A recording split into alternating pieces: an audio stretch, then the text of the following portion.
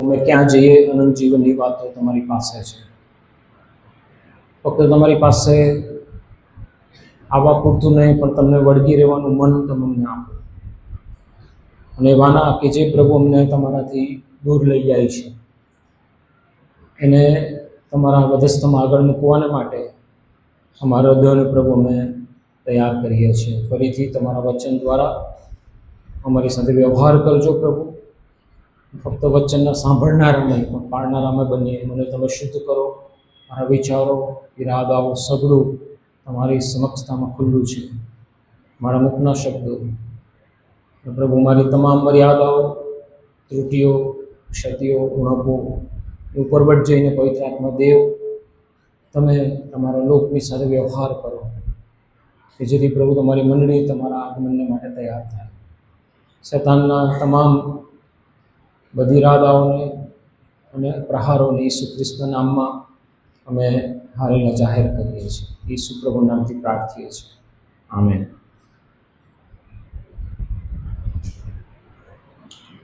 શિષ્યપણાના વિષય પર આપણે અભ્યાસ કરી રહ્યા છીએ, અને આજે આપણે માર્કની સુવાર્તા 10મો અધ્યાય 46 થી 52 કલમમાં બાર્તિમાય જે અંધ ભિખારી હતો એને પ્રભુ ઈસુ ખ્રિસ્ત સાજાપણું આપે છે. એ ઇવેન્ટમાંથી આપણા જીવનમાં આપણે પ્રભુની પાછળ ચાલવા માટે કયા પ્રકારનો ભાવ દર્શાવીએ છીએ એનો વિષય પર આપણે મનન કરવાના છે. How desperate are you for him? તમે પ્રભુને માટે કેટલા ઉત્સાહી છો કે ડેસ્પરેટ છો? ગયા રવિવારે આપણે ફ્રીડમ ઇન ક્રાઇસ્ટના વિષય અંતર્ગત જોયું હતું કે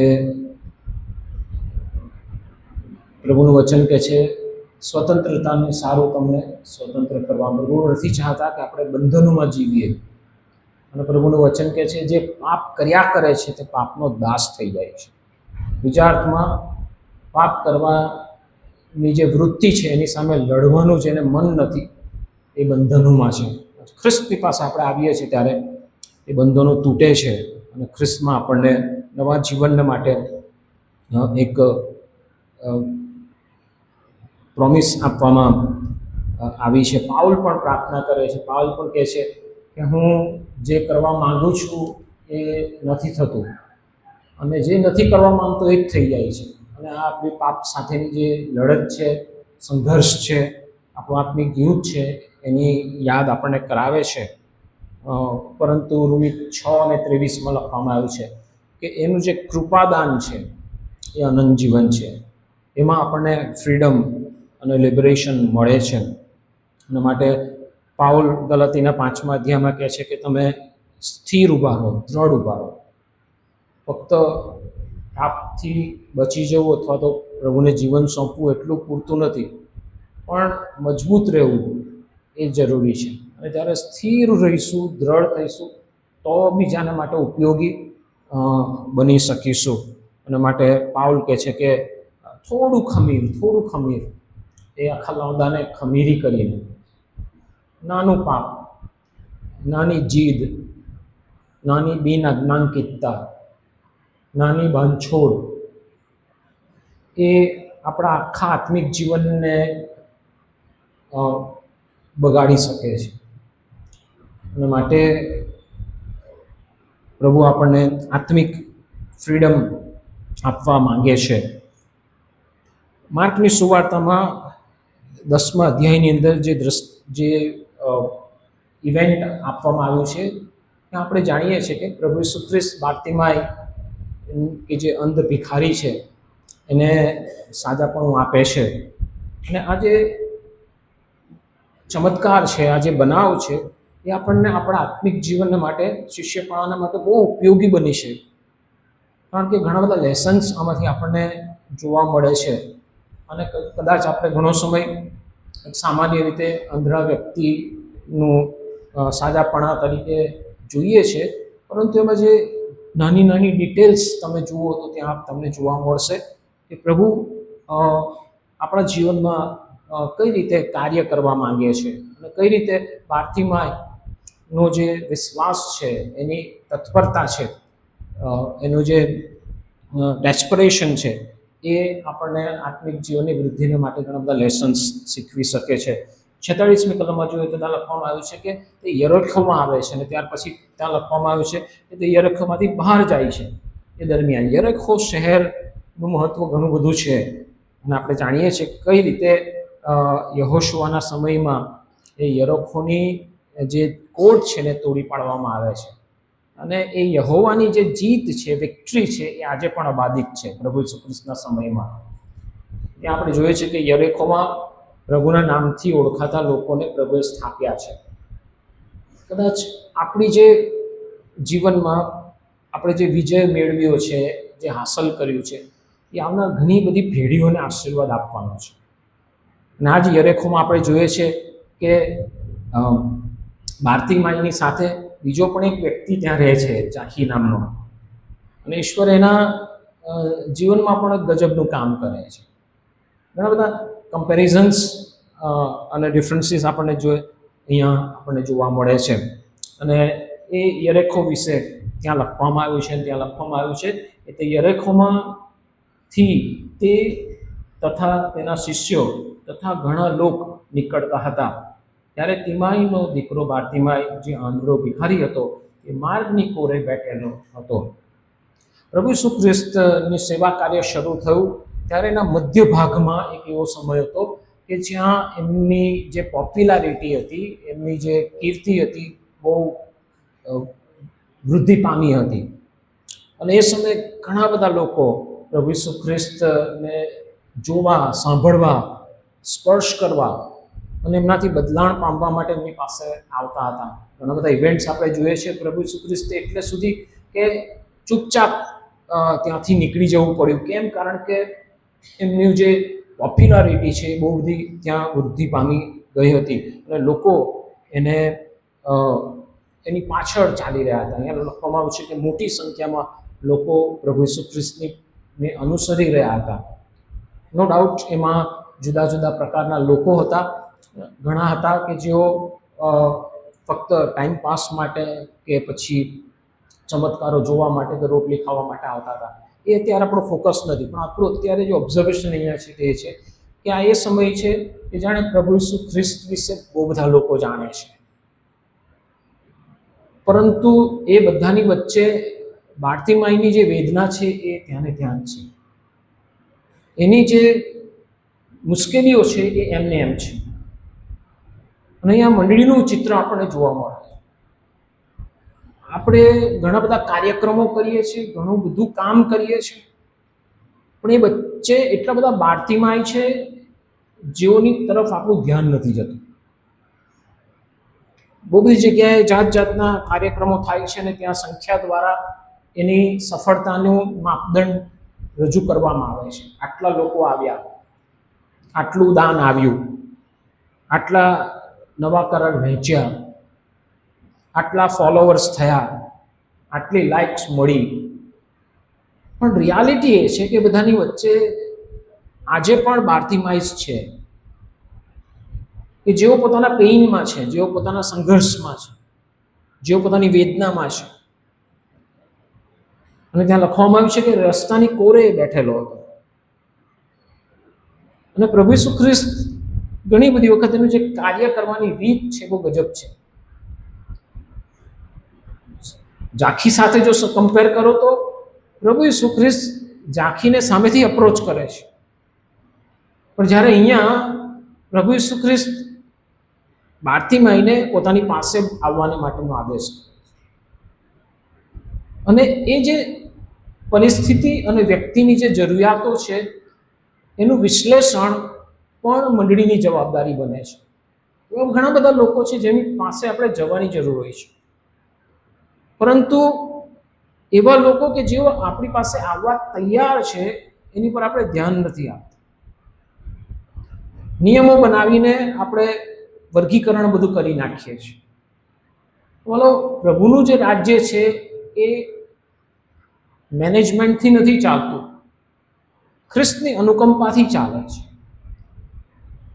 અને અહીંયા આપણે જોઈએ છે જે બાર્તિમાય છે એનું જીવન આપણને ઘણી બધી બાબતો બતાવે છે. અને ત્યાં લખવામાં આવ્યું છે કે ઘણા બધા લોકો ત્યાં હતા અને તિમાઈનો દીકરો બાર્તિમાય કે જે આંધળો ભિખારી હતો તે માર્ગની કોરે બેઠો હતો. તિમાઈ એક અરેબિક વર્ડ છે અને એનો અર્થ થાય છે હાઈલી પ્રાઇઝડ, મતલબ બહુ મૂલ્યવાન કિંમતી વ્યક્તિનો છોકરો.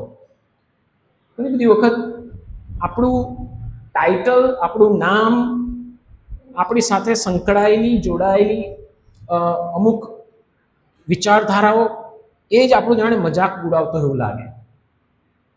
અને ઘણી બધી વખત કહું છું કે નામ હોય હસમુખ, પણ ગમગીનીમાં એનો ચહેરો જુઓ ને તો એકદમ ગંભીર હોય. અને નામ હોય જોય, પણ હંમેશા ફરિયાદ કરતા હોય, જોયભાઈ નથી એટલે બોલી લઉં છું, બરાબર, જસ્ટ લાઇટર નોટ પર છે, પણ એની પાછળ સચ્ચાઈ છુપાયેલી છે. નામની અંદર પણ મહત્વ છે, કારણ કે જ્યારે નામ રાખવામાં આવે છે ત્યારે એ સમયની પરિસ્થિતિ અને વ્યક્તિનું જે મહત્વ છે એને ધ્યાનમાં રાખીને નામ આપવામાં આવે છે. પણ બાર એટલે દીકરો અને તિમાઈ એટલે મૂલ્યવાન હાઈલી પ્રાઇઝડ વ્યક્તિનો છોકરો આજે ક્યાં છે? આંધળો છે, ભિખારી છે અને રસ્તાની કોરે પડેલો છે. આંશિક રીતે જો ને આનું આધ્યાત્મિક આપણે અર્થઘટન જોવા કોશિશ કરીએ તો એવા કેટલા બધા વ્યક્તિઓ છે જેઓએ કોઈક સમયે પ્રભુને માટે ઘણું બધું કર્યું, પણ આજે એના પછીની જે જનરેશન છે એ વલ્નરેબલ છે, એઓ પોતાના પેઇનમાં છે. ઘણીવાર આપણે આપણા પૂર્વજોનું ક્રેડિટ લેવા કરીએ, મારા ફલાણા તો અહીંયા આમ હતા, પણ આજે તમે ક્યાં છો? ઘણા છે જેઓ આપણા જીવનમાં કામ કર્યું છે, યોગદાન છે, આપણી મંડળીમાં યોગદાન છે, આપણા સમાજમાં યોગદાન છે.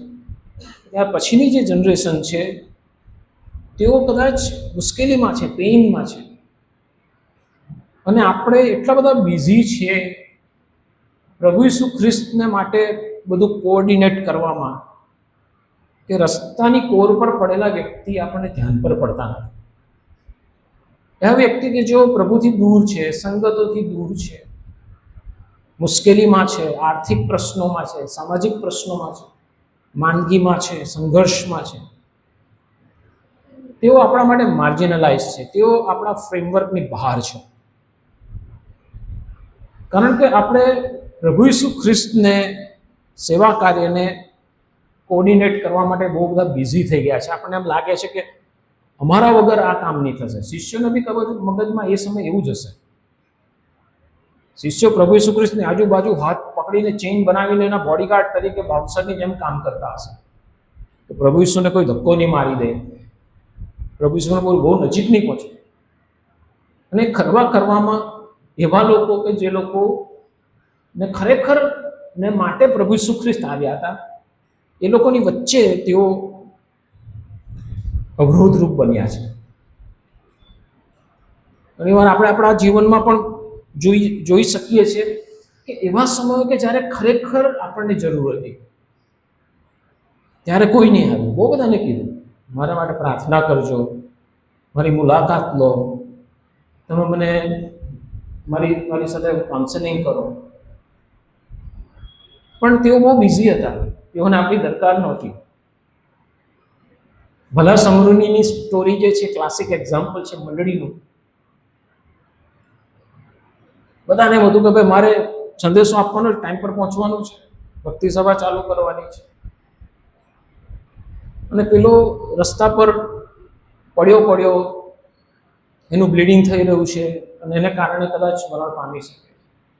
યોગ્ય સમયે લઈ જવામાં આવે, ટ્રીટમેન્ટ આપવામાં આવે તો એ બચી જાય. અને પ્રભુ ઈસુ ખ્રિસ્ત ઇન્ટેન્શનલી ત્યાં એ સ્ટોરીની અંદર સમૃદ્ધિ શબ્દ નાખે છે. એટલે તમે જૂના કરારમાં જુઓ, પ્રભુ તો કંઈ આ જ કર્યું હતું.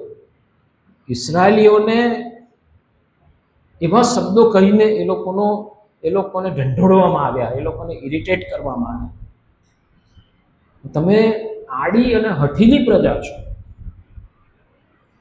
આપણને આ દિવસોમાં આવા કઠોર શબ્દો વાળા સંદેશાઓ નથી ગમતા.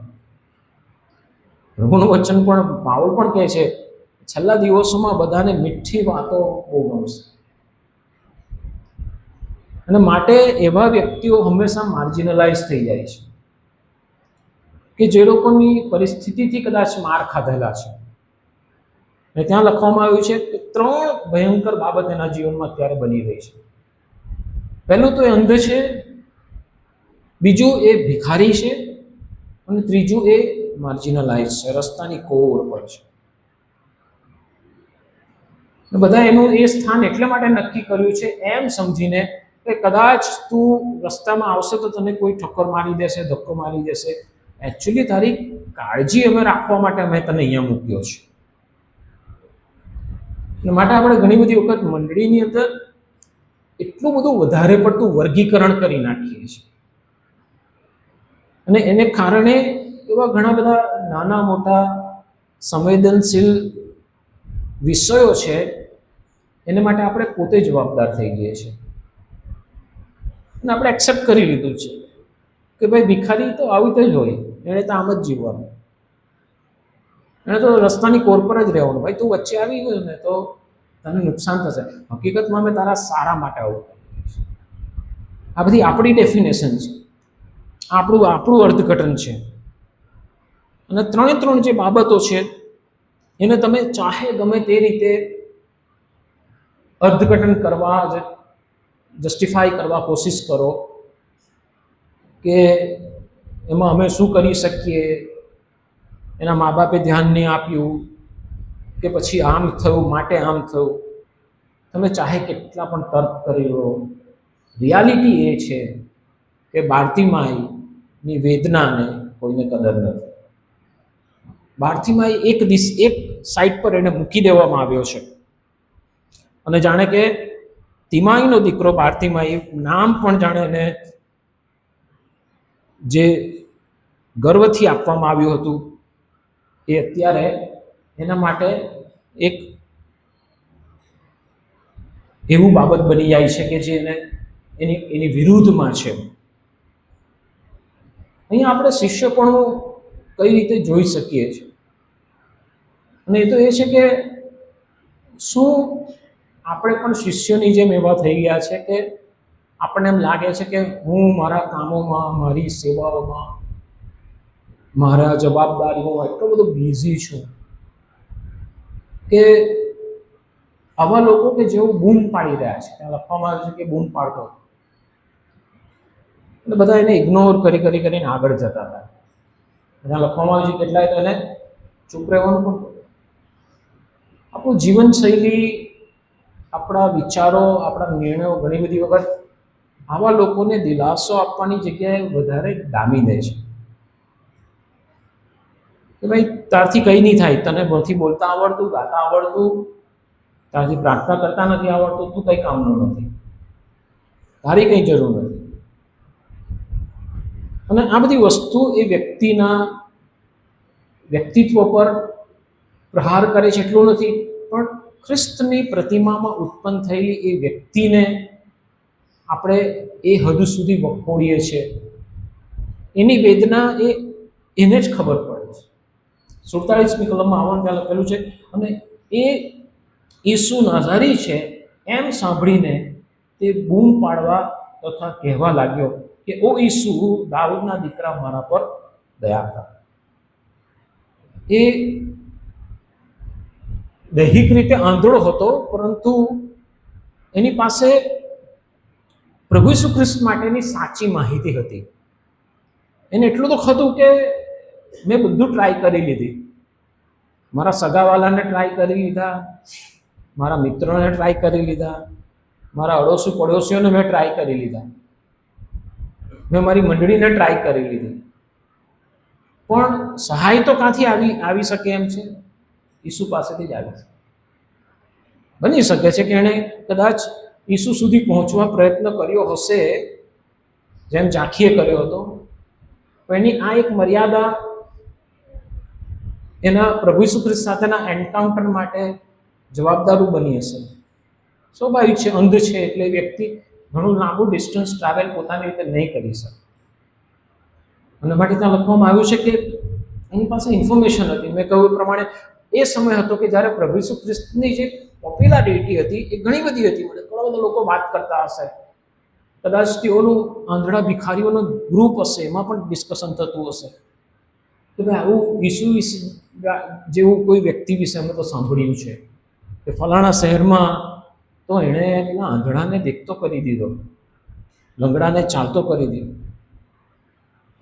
અને આ વસ્તુને કારણે એના મનમાં એક ખ્વાઈશ હશે, કદી એને અપેક્ષા નહીં રાખી હશે કે એ આ દિવસ છે કે જ્યારે પ્રભુ મારી મુલાકાત લેવાના છે. પ્રભુને માટે આપણા આત્મિક જીવનના માટે આપણે એટલા બધા કેઝ્યુઅલ બની ગયા છે કે આપણે પ્રભુ જ્યારે આપણી મુલાકાત લે છે ને આપણે તૈયાર જ નથી હોતા.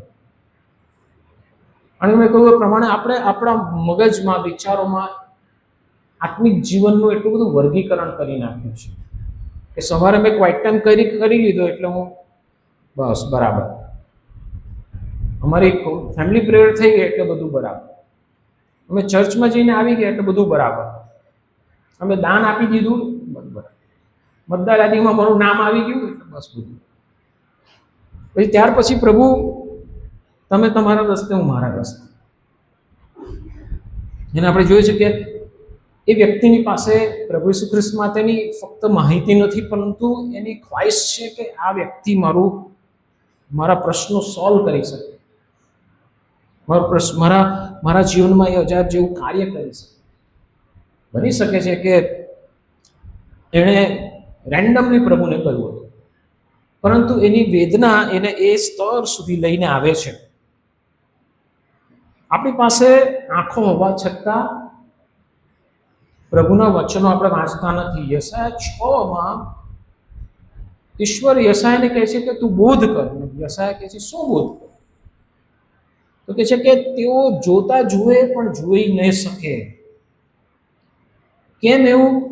કારણ કે તેઓની દૈહિક આંખો તો છે, પણ હૃદયની આંખો તેઓએ જાણી જોઈને બંધ રાખી છે.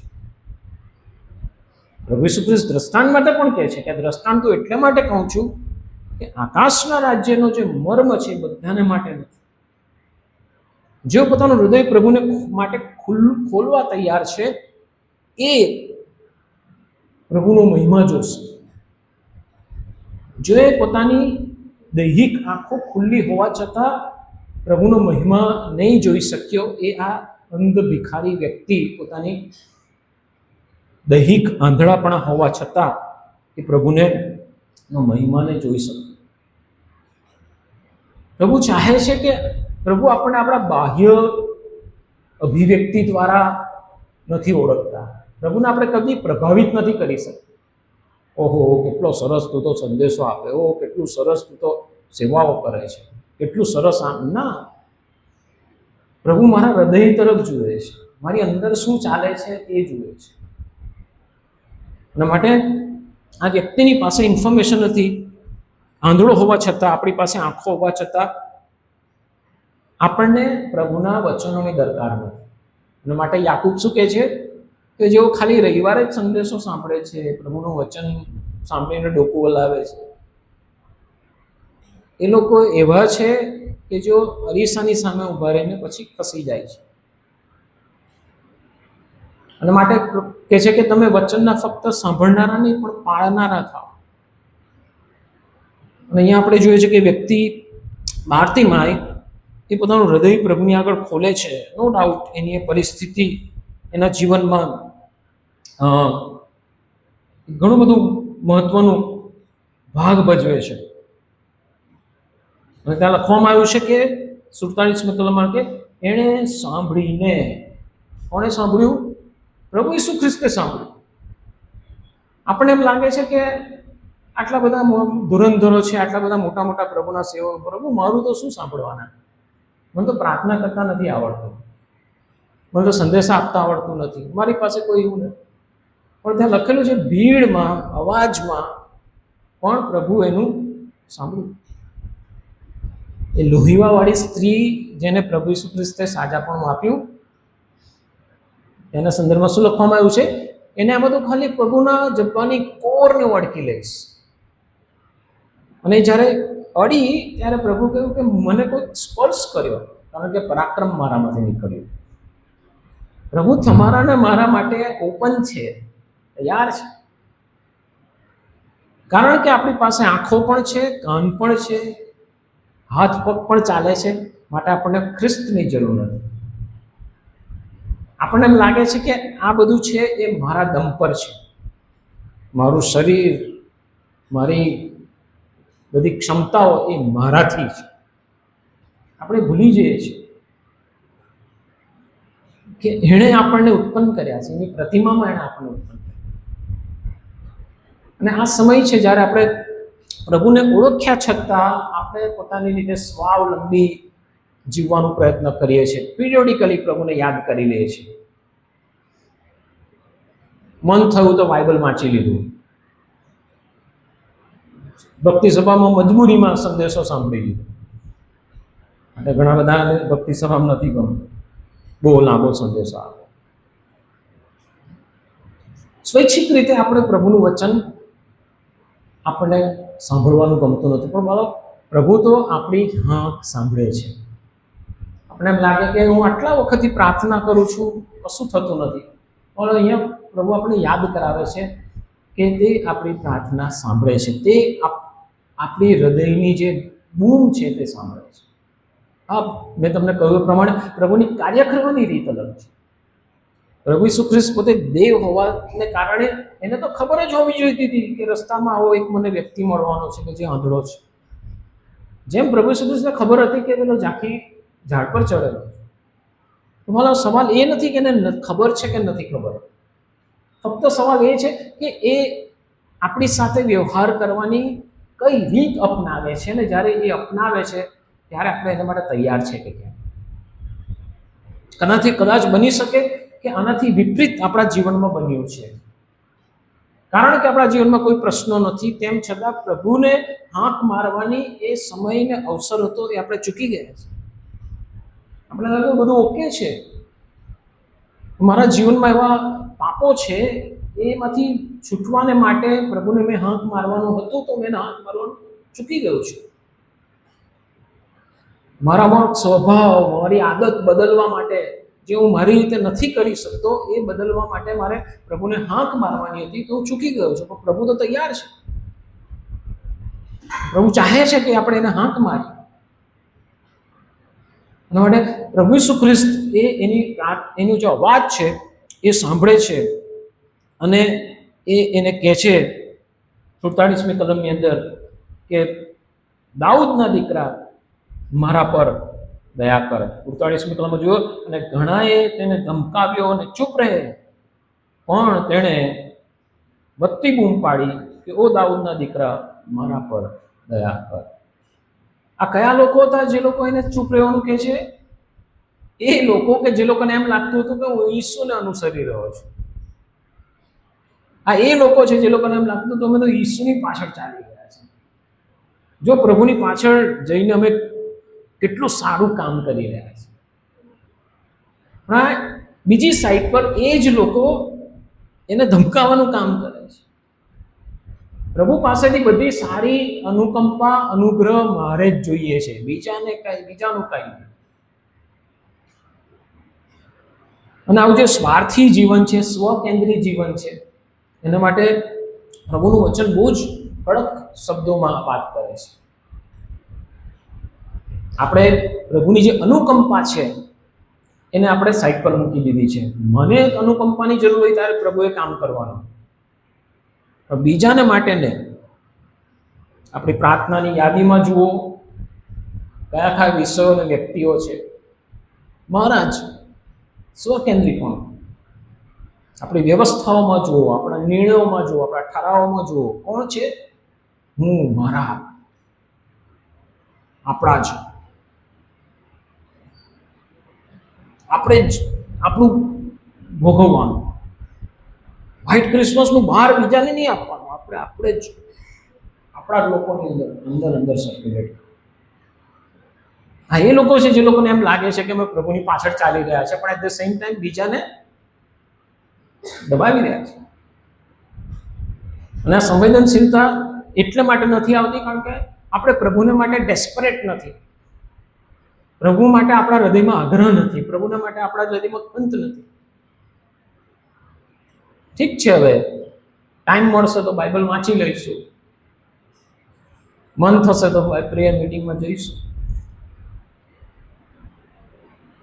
કેટલા બધા લોકો પોતાના આત્મિક જીવન, ક્વાઇટ ટાઈમ, સંગતમાં જવું એને ઔપચારિક બનાવી દીધું છે, ગૌણ બનાવી દીધું.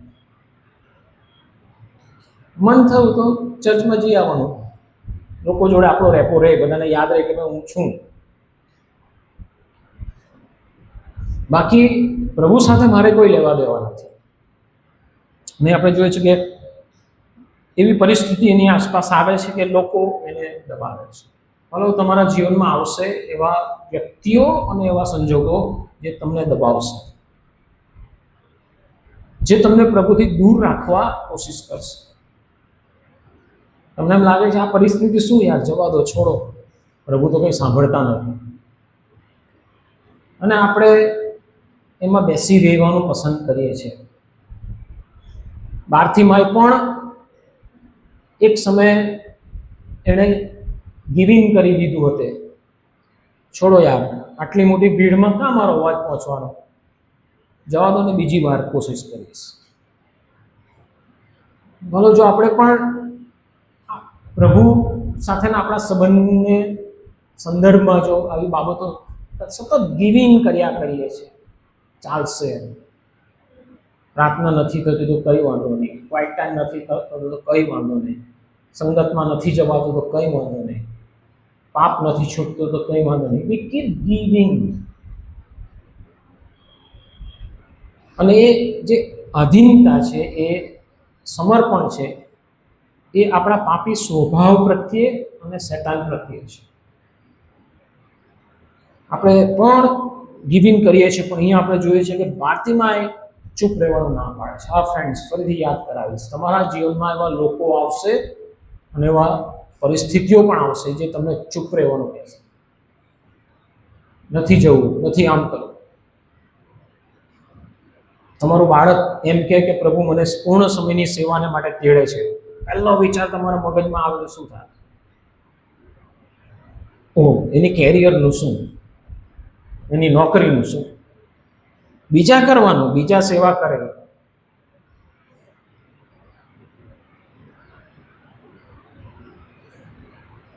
તમારા જીવનમાં આવશે એવા સમયો, આવ્યા હશે કે જ્યારે તમારી પરિસ્થિતિ અને લોકોએ તમને પ્રભુની નિકટતામાં જતા અટકાવ્યા હશે.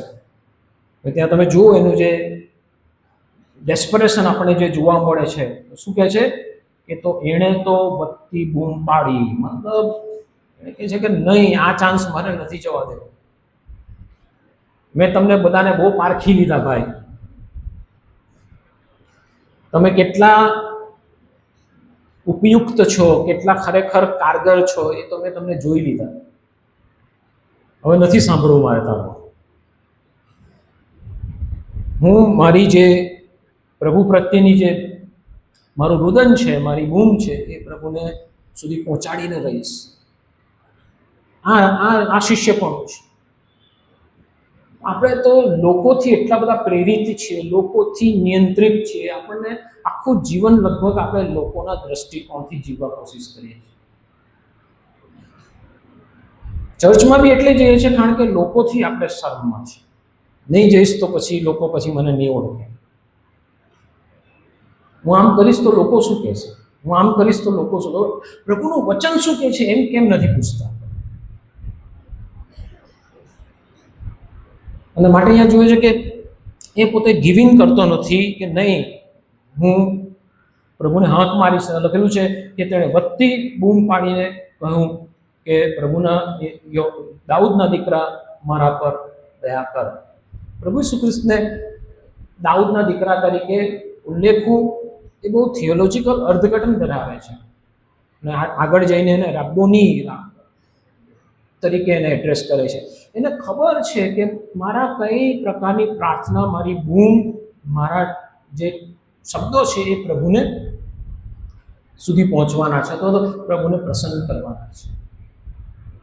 આપણી જેવી કહેવાય ને કે આર્ટિફિશિયલ જે પ્રાર્થનાઓ છે તે નહીં. ઘણાને એમ છે કે પ્રાર્થના જેવું કરવાનું શરૂ કરીએ ને એટલે અલંકારિક ડબ્બો ખુલી જવો જોઈએ, અલંકારિક ભાષાનો, જાત જાતના જેવા શબ્દો મારામાં આવવા જોઈએ તો એને પ્રાર્થના કહેવાય. પણ અહીંયા તમે જુઓ, એને સાદી બૂમ પાડી છે.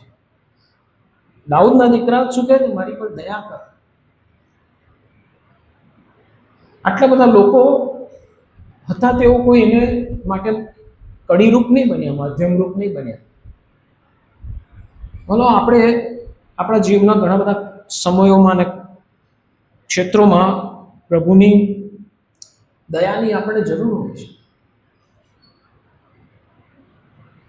નિર્ગમના પુસ્તકમાં લખવામાં આવ્યું છે કે ઇસ્રાયેલ પ્રજાએ પ્રભુની આગળ રુદન કર્યું અને કે છે તેઓની રુદન તેની દૃષ્ટિમાં આવ્યું.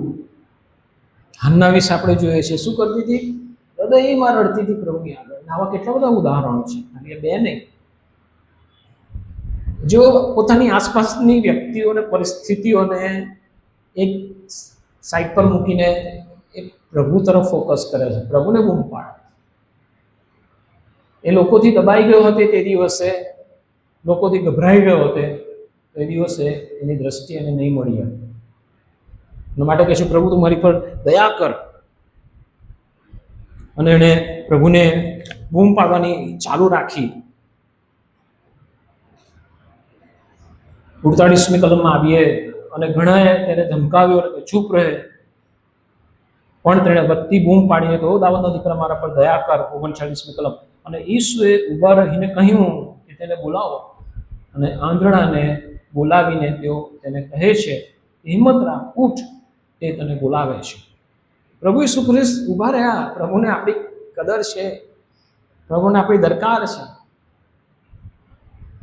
પ્રભુ તો ફલાણા ટાઈપના લોકોનું જ સાંભળે. તો આવી પ્રાર્થના કરતા હોય ને એવા જ લોકોનું સાંભળે, મારું નહીં સાંભળે. પ્રભુ મારી આવી પ્રાર્થના થોડી સાંભળવાના છે. પણ કહે છે, તમે માંગો તો ખરા, હજુ સુધી તમે મારા નામે માંગ્યું નથી. પ્રભુ કહે છે કે આટલી બધી તો પ્રાર્થના કરી. પ્રભુ કહે છે કે તે તારે નામે પ્રાર્થના કરી છે, મારા નામે નથી કરી. છેલ્લે પણ કહે છે, પ્રભુ તારે નામે અમે સેવા કાર્યો કર્યા નથી. પ્રભુ કહે છે તમે તમારા નામે કર્યા, મારા નામે નથી કર્યા. અને આપણે જોવા મળે છે યાકૂબના પુત્રના 4થા અધ્યાયની અંદર યાકૂબ એ ક્લિયર કરે છે, તમે માંગો છો પણ તમને મળતું નથી. કેમ? કારણ કે ખોટા ઈરાદા પર ખર્ચી નાખવાને માટે તમે માંગો છો. જેમ ભારતીમાં પોતાની આંખો સાજાપણું થાય, મારી પણ કંઈક એવી બહુ એવી અર્જન્ટ નીડ છે, એના માટે હું પ્રાર્થના કરું છું. સવાલ એ છે કે હું દરેક વખતે બધી જગ્યાએ કમ્પેર કરી શકતો નથી. શરૂઆતમાં તમને કહ્યું, ઝાંખીને સાથેનું એનો અપ્રોચ અને ભારતીમાં અપ્રોચ અલગ છે. ત્યાં લખે છે પ્રભુ ઈસુ ખ્રિસ્ત શું કર્યું? ત્યાં ઊભા રહ્યા, હી સ્ટોપ્ડ, અને એની પાસે ઊભા રહીને એને કહ્યું કે એને મારી પાસે લઈને આવો. હિબ્રુને પત્ર 4થો અધ્યાય 13મી કલમમાં કહે છે, જેની સાથે આપણને કામ છે તેની આગળ આપણે સર્વ ઉઘાડા છીએ. આપણને જેની સાથે કામ છે ને એને તો આપણે બૂમ પાડતા જ નથી, આપણે લોકોને બૂમ પાડીએ છીએ. જોજો મારું જોજો જરા. લોકો પર એટલા બધા આપણે આશ્રિત થઈ ગયા છે, આધારિત થઈ ગયા છે કે આપણે પ્રભુને ગૌણ બનાવી દીધા છે. પ્રભુ ઈસુ ખ્રિસ્ત હકીકતમાં તમારી બૂમ સાંભળીને તમારી પાસે ઊભા રહેવા તૈયાર છે. અને પછી શું લખે છે લોકો 49મી કલમની અંદર,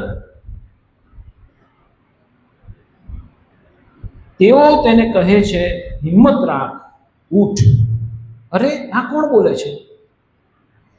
હિંમત રાખ, ઉઠ. આ એ જ લોકો કે જે લોકોને કહેતા હતા ચૂપ. અયુબના મિત્રો એની પાસે દિલાસો, અયુબ અયુબ અમે તારી સાથે છીએ, પણ મને એવું લાગે છે કે તે હજુ પાપની કબૂલાત નથી કરી. આ એ બધા ઢોંગી લોકો છે જે લોકો આપણી આભાર સ્તુતિની મિટિંગમાં તો આવે છે, પણ મિટિંગ પૂરી થયા પછી કે જવા દો ને, બધું ખબર છે એના વિશે. આ એ લોકો છે. પણ આપણે તો ગદગદ છીએ, આટલી મોટી સંખ્યામાં તમે આવ્યા માટે તમારો આભાર. ભાઈ તારી પીઠ પાછળ તારા વિશે ખરાબ બોલ્યા છે. આ એ જ લોકો છે જે લોકોને કહેતા કે ચૂપ, અથવા તો જે લોકોને કોઈ ફેર નહોતો પડતો કે ભાઈ તું ભલે પડી રહેતો. એ જ લોકો શું કહે છે? હવે પાછા કહે હિંમત રાખ.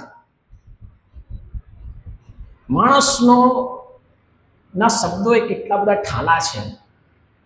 માણસની જે પ્રોમિસીસ છે કેટલી હલકી છે એ આપણને જોવા મળે. આપણને તો રઘુ સાથે મતલબ નથી, પણ લોકો મારા વિશે કંઈક બોલે, લોકો મારી મિટિંગમાં આવે, લોકો મારી આભાર સ્તુતિની મિટિંગમાં આવે. બહુ બધા લોકો અહીંયા પણ હતા. અને હવે જે લોકોને એની કદર નહોતી, એ લોકો હવે શું કહે છે? હિંમત રાખ, બી કેરફુલ. આવા જે ખોટા છે, જેને ખાલી ખોખલી તમારી પ્રશંસા કરનારા, ખોખલો દિલાસો આપવાવાળા, એ લોકો એ આપણા જીવન માટે કશું નથી કરી શકતા. આપણા મોં પર સારું બોલશે, પણ આપણી પીઠ પાછળ ખરાબ બોલશે. આ લોકો એને કહે છે કે હિંમત રાખ, ઉઠ. એ તને બોલાવે છે.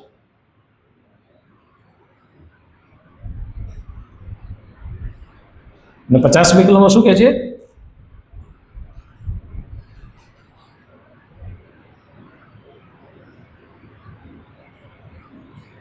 તે પોતાનું લુગડું નાખી દઈને ઉઠ્યો ને ઈસુની પાસે આવ્યો. એનું લુગડું એ એની ટિમિડિટી, એની શેમનું પ્રતીક હતું. લુગડું એટલે માટે ઉડી રાખતો હતો કે એક ઓબ્જેક્ટ હતું જેમાં એને ટેમ્પરરી કમ્ફર્ટ મળતું. એમાં પોતાની વલ્નરેબિલિટી છુપાવી શકતો હતો, પોતાની ગરીબી છુપાવી શકતો હતો, પોતાની ગંદકી છુપાવી શકતો હતો.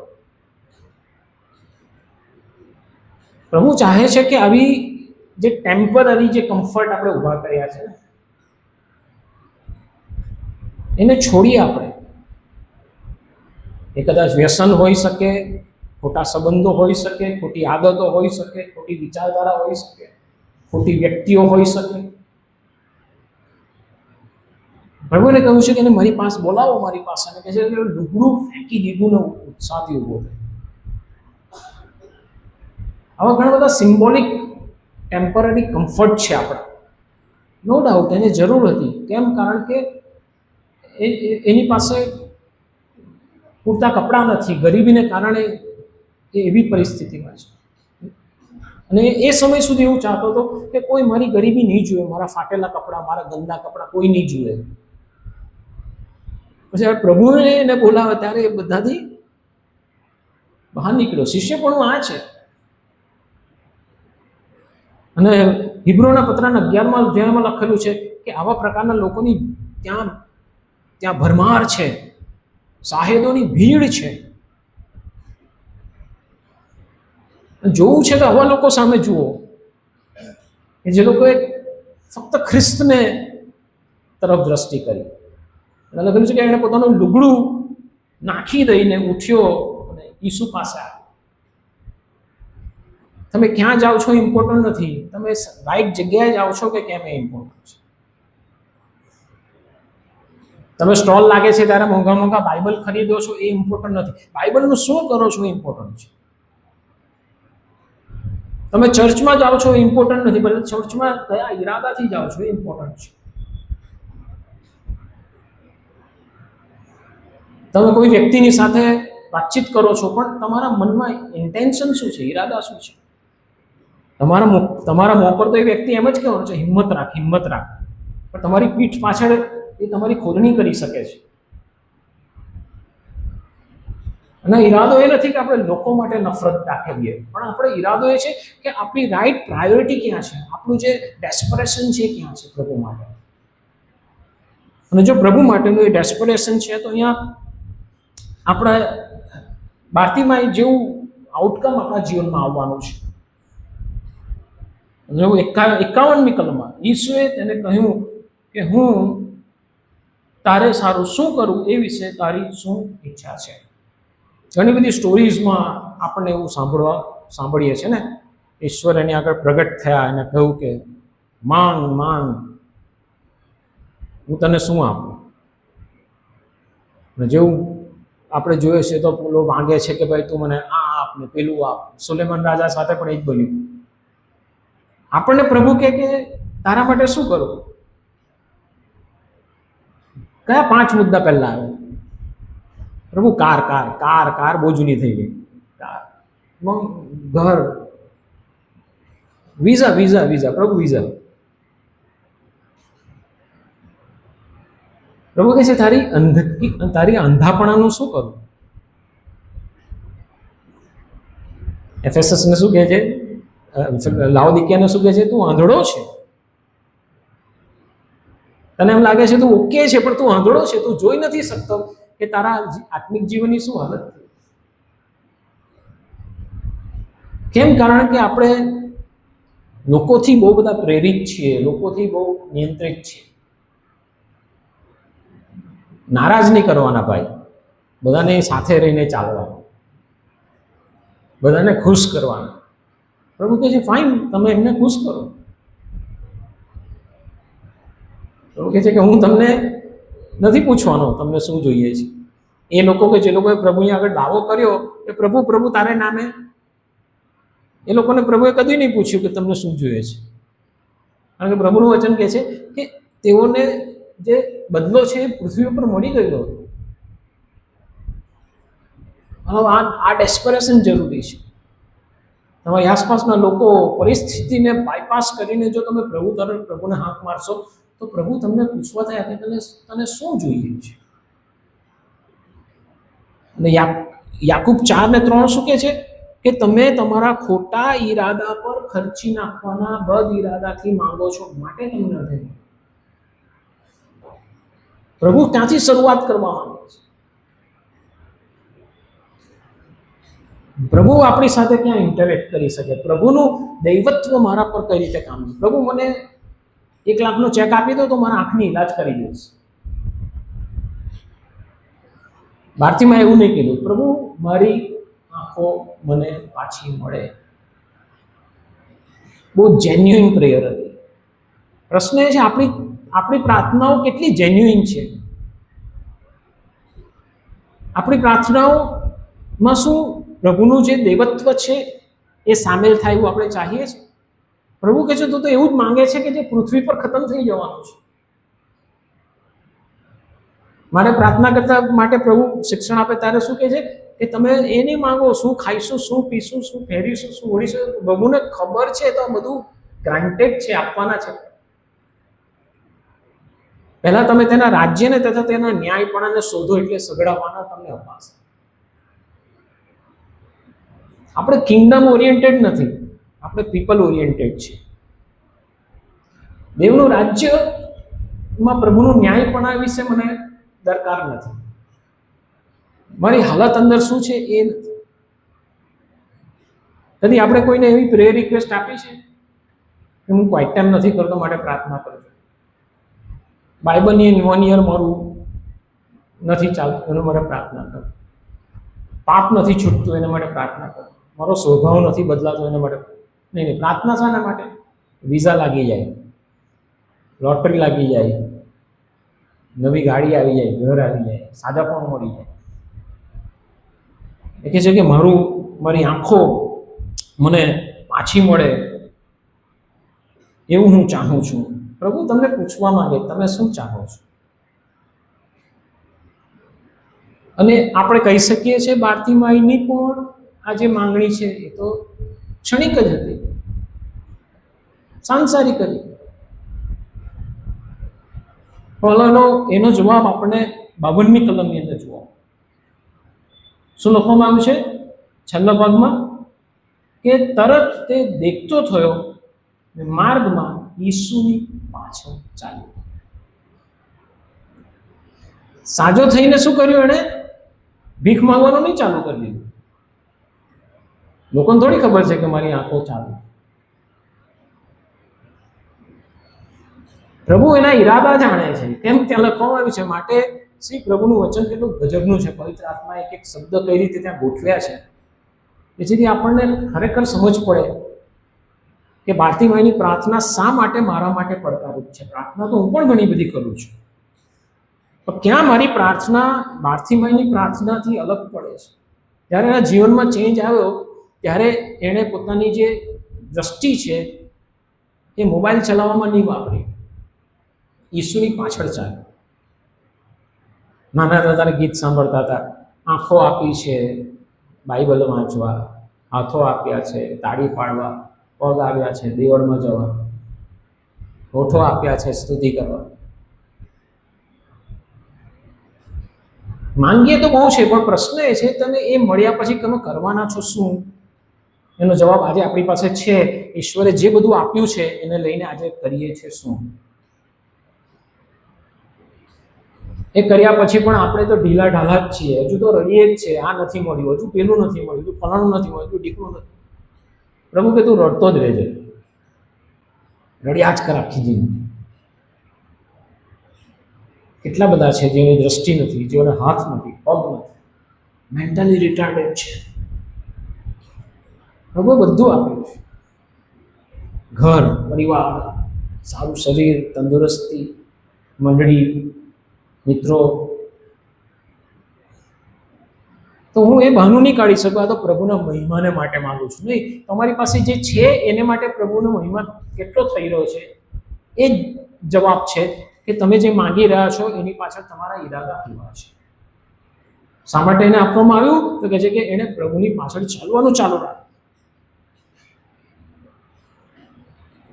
52મી કલમ, ઈસુએ તેને કહ્યું કે જા, તારા વિશ્વાસે તને બચાવ્યો.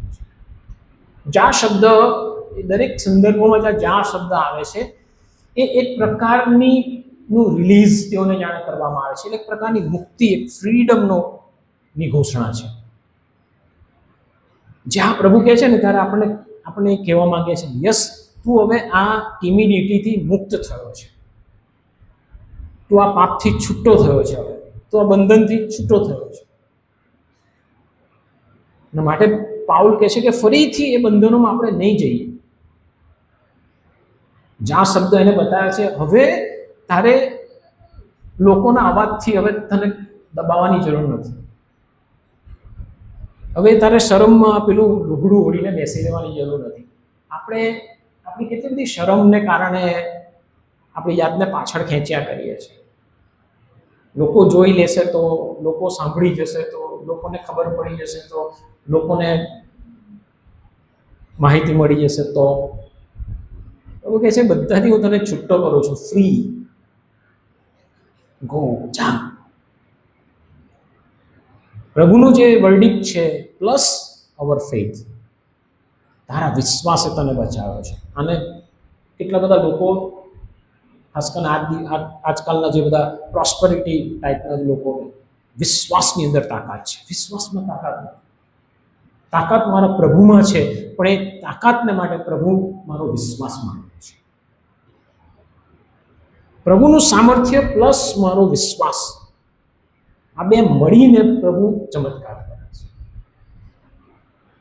જ્યાં તારા વિશ્વાસે તને બચાવ્યો છે. પ્રભુનું સામર્થ્ય, પ્રભુની વિલિંગનેસ અને તમારો વિશ્વાસ, તમારો response. His willingness plus your response is a great miracle. તારા વિશ્વાસે તને બચાવ્યો છે. તરત તે દેખતો થયો અને માર્ગમાં ઈસુની પાછળ ચાલ્યો. આપણી કેટલી બધી પ્રાર્થનાઓનો જવાબ આપણને મળી ચૂક્યો છે, નથી જોતા.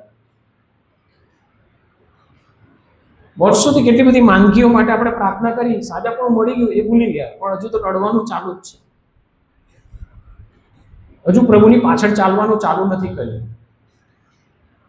તો શું ગેરંટી કે અત્યારની તમારી પ્રાર્થનાનો પ્રત્યુત્તર મળ્યા પછી તમે પ્રભુની પાછળ ચાલશો? નહીં ચાલશો. માટે ગીતશાસ્ત્ર 42 કહે છે, જેમ હરણ પાણીના નાળાને માટે ઝંખે છે, મારો આત્મા ઝંખે છે. શું તમારો આત્મા ઝંખે છે પ્રભુને માટે?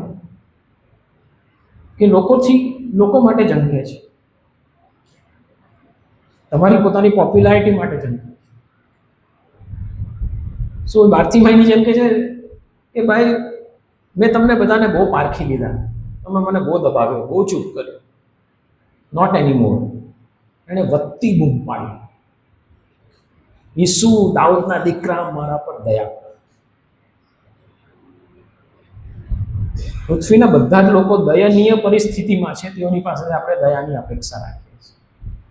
ત્યારે હકીકતમાં દયાનું સ્ત્રોત દેવ છે, ખ્રિસ્ત છે. ઈશ્વર આપણા જીવનમાં એ લિબરેશન લાવવા માંગે છે કે જેથી આપણી જે ટિમિડિટી છે, આપણી જે અંદર ધૃણા છે, આપણી જે કડવાશ છે, નેગેટિવિટી છે, એમાંથી આપણે બહાર નીકળીને પ્રભુનો એ પરાક્રમ, ચમત્કાર અનુભવી શકીએ. પ્રાર્થના કરીએ, પ્રભુનો આભાર માનીએ છીએ બાર્તિમાઈના જીવનને માટે. અંધ ભિખારી કે જે રસ્તાની કોર પર બેઠેલો છે, એમને અમારા શિષ્યપણાને માટેના બહુ મોટા લેસન શીખવે છે. તમારા માટેની એ ઉત્કંઠા તમને આપો, પ્રાર્થના અમે કરીએ છીએ. ઈસુ પ્રભુ નામથી પ્રાર્થીએ છીએ. આમીન.